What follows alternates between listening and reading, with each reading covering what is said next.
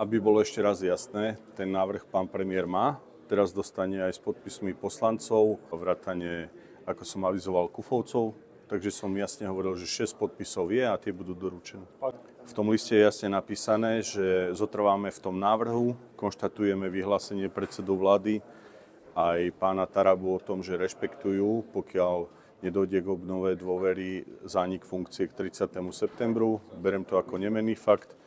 A je tam napísané, že najneskôr do 30. septembra. Pán Taraba povedal, že on je otvorený nejakej diskusii s vami za tie 4 mesiace, aby ste v Slovenskej národnej strane cítili prínos tohto ministerstva pre vaše politické pôsobenie.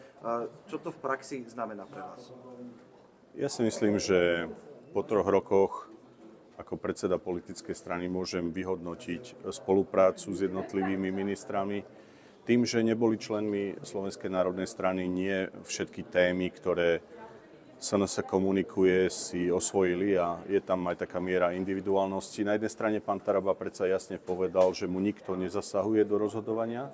Na druhej strane som sa dozvedel minulý týždeň, že teda my vieme o Malinci, my vieme o zonácii, čo nie je absolútne pravda. Takže chce to hĺbšiu diskusiu. Ja si myslím, že je dobré sa spolu rozprávať. Slovensko trápia oveľa iné, väčšie problémy. Je treba pripraviť štátny rozpočet, pripraviť jednoducho opatrenia, ktoré pomôžu zmierniť dopady krízy, ktorá to je. A toto sú podstatné problémy, takže určite my si to vnútrostranicky vyriešime, aj keď chápem, že vás to mediálne zaujíma. Chcem deklarovať jednu vec. SNS túto vládu nepoloží.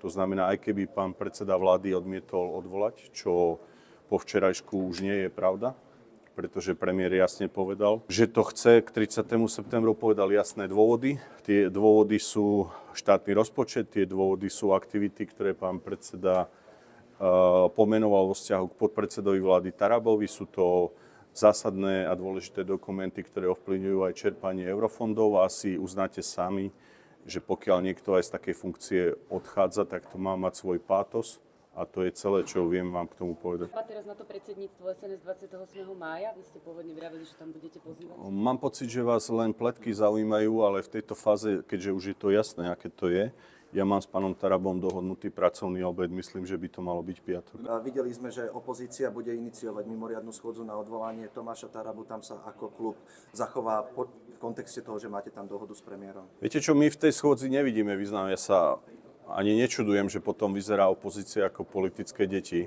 pretože oni dobre včera počuli, že my sme sa dohodli.